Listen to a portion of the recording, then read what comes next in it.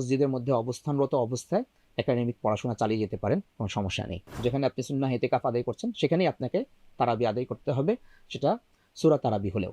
নারীদের ইতিকাফের ক্ষেত্রে যদি তার সহযোগিতার কেউ না থাকে এবং তার উপরেই যদি খাবার দাবার পাক করার দায়িত্ব থাকে, তাহলে তিনি পাকঘরেও যেতে পারবেন। আসসালামু আলাইকুম প্রিয় দর্শক, স্বাগত জানাচ্ছি পবিত্র মাহে রমজান উপলক্ষে আমার দেশের বিশেষ আয়োজন রমজান জিজ্ঞাসায়। সঙ্গে আছি আমি আরমান মুজাহিদ। আজ আমাদের অতিথি হিসেবে যুক্ত আছেন মুফতি রাশিদুর রহমান, ইমাম ও খতিব, বাংলাদেশ প্রকৌশল বিশ্ববিদ্যালয় বুয়েট কেন্দ্রীয় জামে মসজিদ। আসসালামু আলাইকুম শাহেক, কেমন আছেন? ওয়ালাইকুম আসসালাম রহমতুল্লাহ, আপনি ভালো আছেন? আলহামদুলিল্লাহ ভালো আছি। দর্শকদের করা বেশ কিছু প্রশ্ন নিয়ে আপনার সঙ্গে যুক্ত হয়েছি। আজকে মূলত পর্বটি হচ্ছে ইতিকাফ নিয়ে। ইতিকাফ সম্পর্কে শুরুতে একটু জানতে চেয়েছেন, ইতিকাফের উদ্দেশ্য কি? আলহামদুলিল্লাহ ওয়াসসালাতু ওয়াসসালামু আলা রাসূলিল্লাহ, আম্মা বাদ। এতেকাফ এই শব্দের অর্থ হচ্ছে কোনো একটি জায়গায় অবস্থান করা, নিরিবিলি অবস্থায় থাকা। এতেকাফের উদ্দেশ্য হচ্ছে আমরা সারাটা বছর বিভিন্ন ব্যস্ততার মধ্যে থাকি, কোলাহলের মধ্যে থাকি। কোলাহল থেকে, ব্যস্ততা থেকে মুক্ত হয়ে একনিষ্ঠভাবে আল্লাহ সুবহানাহু ওয়া তাআলা, যিনি আমার খালিক, যিনি আমার মালিক, যিনি আমার স্রষ্টা, তার জন্য নিজেকে সঁপে দেওয়া, একেবারেই নিবিড়ভাবে আল্লাহ সুবহানাহু ওয়া তাআলার ইবাদতের মধ্যে লেগে যাওয়া, এটাই হচ্ছে এতেকাফের মৌলিক উদ্দেশ্য। আরেকজন জানতে চেয়েছেন, ইতিকাফের নিয়ম সম্পর্কে জানতে চাই, কিভাবে ইতিকাফ থাকলে পরিপূর্ণ সুন্নত সম্মত হবে? যেমনটি আমরা বলছিলাম যে এতেকাফ আল্লাহ সুবহানাহু ওয়া তাআলার সান্নিধ্য অর্জনের জন্য, সন্তুষ্টি পাওয়ার জন্য এটি করা হয়, এবং নিজেকে সব কিছু থেকে গুটিয়ে এনে আল্লাহ সুবহানাহু ওয়া তাআলার সান্নিধ্যে অবস্থান করা হয়। কিভাবে আমরা এতেকাফ করলে সুন্নাহ মোতাবেক হবে? খুবই গুরুত্বপূর্ণ প্রশ্ন, কারণ যে কোনো ইবাদত সেটা সুন্নাহ সম্মত হওয়া খুবই জরুরি। সুন্নাহ সম্মত হয়ে যদি না হয়, তাহলে সেটা থেকে পরিপূর্ণরূপে ফায়দা পাওয়া যাবে না।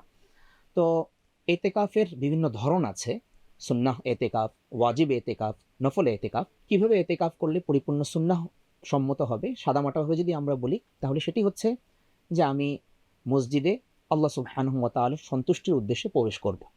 যদি এটা, যেহেতু রমজান মাস চলছে, সুন্নাহ এতেকাফ সম্পর্কেই সম্ভবত ভাই প্রশ্নটি করতে চেয়েছেন, তো আমরা 20ই রমজান সূর্যাস্তের পূর্বেই, ইফতারের সময় হওয়ার আগেই মসজিদে প্রবেশ করব, এই নিয়তে যে এই কয়টা দিন আল্লাহ তাআলার জন্য আমি নিজেকে উজাড় করে দিলাম।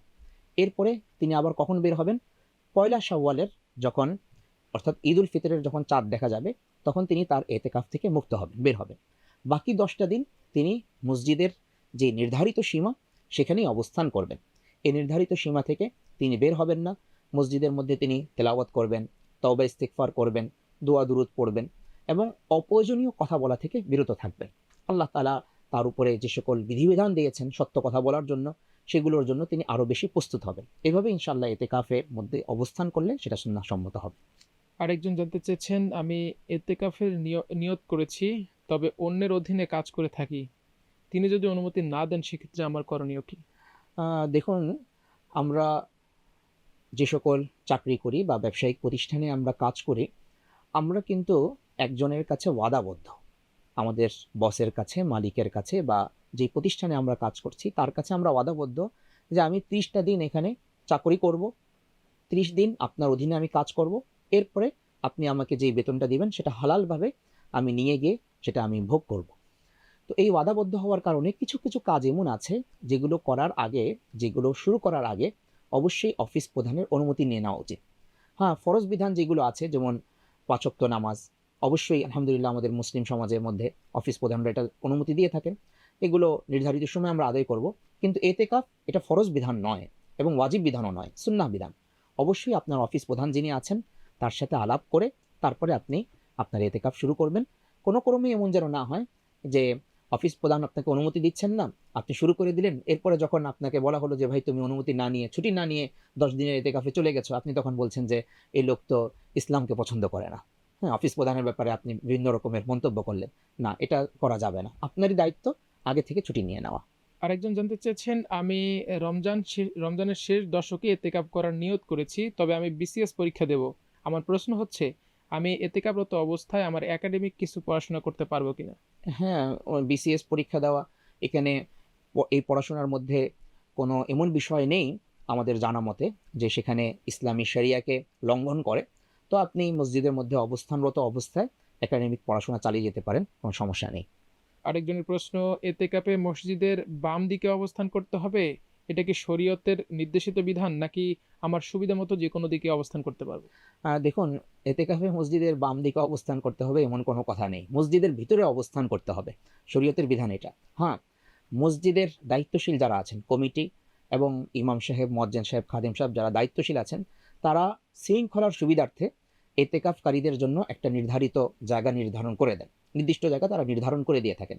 সেই শৃঙ্খলার সুবিধার্থে আমাকে হয়তো কখনো বাম পাশে অবস্থান করতে হতে পারে, কখনো ডান পাশে অবস্থান করতে হতে পারে। এটা শৃঙ্খলার প্রতি সম্মান বজায় রাখা এটা জরুরি।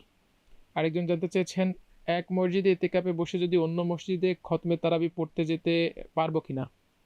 যদি সেটা আপনার সুন্নাহ এতেকাফ হয়, যেটা রমজানের শেষ দশকে করা হয়, তাহলে সেক্ষেত্রে আপনি আরেক মসজিদে এই উদ্দেশ্যে যেতে পারবেন না যে আপনি সেখানে গিয়ে খতম তারাবি পড়বেন, এই উদ্দেশ্যে যাওয়া যাবে না। বরং যেখানে আপনি সুন্নাহ এতেকাফ আদায় করছেন সেখানেই আপনাকে তারাবি আদায় করতে হবে, সেটা সূরা তারাবি হলেও। হ্যাঁ, এটা হতে পারে যে আগে থেকেই আপনি এমন মসজিদ নির্ধারণ করুন যেখানে খতম তারাবি হয়, তাহলে আপনার এই প্রশ্নটি আসবে না। আরেকটি প্রশ্ন, ইতিকাফের শুধুই রমজান মাসে নাকি অন্য কোনো মাসেও আছে?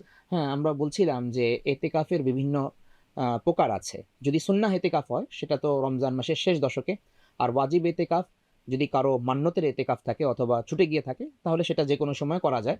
আর নফল এতেকাফ এটা আমরা যে কোনো সময় করতে পারি। নফল এতেকাফের জন্য টানা একদিন থাকাও শর্ত নয়, এটা এক মুহূর্তের জন্য হতে পারে। আপনি যে কোনো সময় মসজিদে প্রবেশ করছেন, মসজিদে প্রবেশের দোয়া পড়লেন, সাথে সাথে আপনি নিয়ত করলেন যে আমি যতক্ষণ মসজিদে থাকবো এতক্ষণ এতেকাফের নিয়তে থাকবো। তো এই নিয়তের কারণে ইনশাআল্লাহ আল্লাহ সুবহানাহু ওয়া তাআলা আপনাকে নফল এতেকাফের সওয়াব প্রদান করবে। আরেকজন জানতে চেয়েছেন, মেয়েরা কি বাসগৃহে ইতিকাফ করতে পারবে কিনা? হ্যাঁ, মেয়েরা অবশ্যই বাসগৃহে তাদের নির্ধারিত কক্ষের মধ্যে পর্দা টানিয়ে অথবা তারা যে নির্ধারিত একটি কক্ষের মধ্যে থাকেন সেখানে এতেকাফ করতে পারবেন। এবং নারীদের এতেকাফের ক্ষেত্রে যদি তার সহযোগিতার কেউ না থাকে এবং তার উপরেই যদি খাবার দাবার পাক করার দায়িত্ব থাকে, তাহলে তিনি পাকঘরেও যেতে পারবেন এবং ওয়াশরুম আশপাশে যেটা আছে সেটাও তিনি ইউজ করবেন।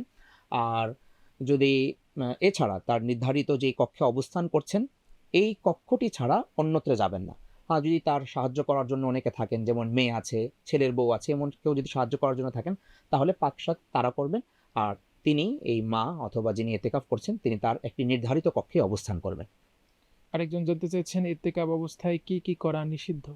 এতেকাফ অবস্থায় কি কি নিষিদ্ধ এটা আল্লাহ সুবহানাহু ওয়া তাআলা কোরআন মাজিদের মধ্যে স্পষ্ট করে বলে দিয়েছেন। তুম্মা আতিম্মুস সিয়ামা ইলাল লাইল ওয়া লা তুবাশিরুহুন্না ওয়া আনতুম আকিফুনা ফিল মাসাজিদ। এতেকাফ অবস্থায় স্বামী স্ত্রীর সাথে বিশেষ ঘনিষ্ঠতা এটা শুধু নিষিদ্ধ, এটা পরিপূর্ণরূপে নিষিদ্ধ। কেউ যদি এরকমের কাজ করে তাহলে তার এতেকাফ ভেঙে যাবে। অনুরূপভাবে মসজিদের আদব নষ্ট হয়, মসজিদের পবিত্রতা ক্ষুণ্ণ হয় এমন যে কোনো কাজও মসজিদের ভিতরে করা যাবে না, সেগুলোও নিষিদ্ধ।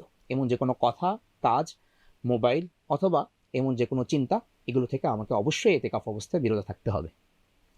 সবশেষ একটি প্রশ্ন, ইতিকাফের বাইরে একজন জানতে চেয়েছেন, কোন কোন ভাবে রোজা ভাঙলে কাফারা দিতে হবে, রোজা না রাখলে কি কাফারা দিতে হবে নাকি কাজা করলেই হবে? দেখুন, রমজানুল মুবারক আল্লাহ সুবহানাহু ওয়া তাআলার পক্ষ থেকে মুসলমানদের জন্য এটা বিরাট বড় একটা দান।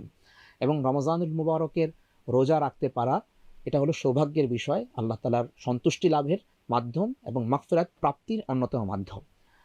ওজর ছাড়া কোনোভাবেই কোনো মুসলমানের জন্য উচিত নয়, কঠিন ওজর ছাড়া, অসুস্থতা অথবা সফরে সে আছে, কোনো ব্যক্তির জন্য এটা উচিত নয় যে সে রোজা ভেঙে ফেলবে। এখন কোনো ব্যক্তি যদি ওজর ছাড়া রোজা ভেঙে ফেলে, ওজর সহ যদি কোনো ব্যক্তি রোজা ভাঙে অথবা সফরে থাকার কারণে রোজা ভাঙে, তাহলে একটির পরিবর্তে একটি রোজা রাখতে হবে। কোনো ব্যক্তি যদি ওজর ছাড়া রোজা ভাঙে তাহলে তাকে পরবর্তীতে 61টি রোজা রাখতে হবে। একটি হচ্ছে যেটা সে ভাঙলো, আর কাফারা স্বরূপ আরও 60টা রোজা তাকে রাখতে হবে। আর আরেকটা বিষয় এরকম আছে, আমাদের সমাজে কেউ কেউ একবারে রোজা রাখেই না, মানে রোজা শুরুই করে না, নিয়তই করে না। এদের ক্ষেত্রে কি বিধান? তো এদের ক্ষেত্রে বিধান হচ্ছে আমরা তাদের জন্য দোয়া করি। হ্যাঁ, এবং তাদেরকে আমরা দাওয়া পৌঁছে দিই যে দেখুন, ইসলামের সৌন্দর্য হচ্ছে এই রোজা রাখার মধ্যে নিজের কামভাব এবং প্রবৃত্তিকে দমন করার মাধ্যমে। তো তাদের কাছে আমরা যদি দাওয়াকে পৌঁছে দিই তাহলে ইনশাআল্লাহ আশা করি তারাও রোজা রাখতে পারবেন এবং তারা রোজা রাখা শুরু করবে। সম্মানিত শাহেখ, আপনার গুরুত্বপূর্ণ সময় থেকে সময় দেওয়ার জন্য ধন্যবাদ। জাযাকাল্লাহু খাইর। দর্শক, আজ এখানে শেষ করতে হচ্ছে, তার আগে বলে নিতে চাই আপনাদের প্রশ্নগুলো করুন আমাদের কমেন্ট বক্সে, আমরা আমাদের সম্মানিত অতিথিদের মাধ্যমে সেগুলোর উত্তর দেওয়ার চেষ্টা করব। সবাই ভালো থাকুন, সুস্থ থাকুন, আমার দেশের সঙ্গে থাকুন। আল্লাহ হাফেজ।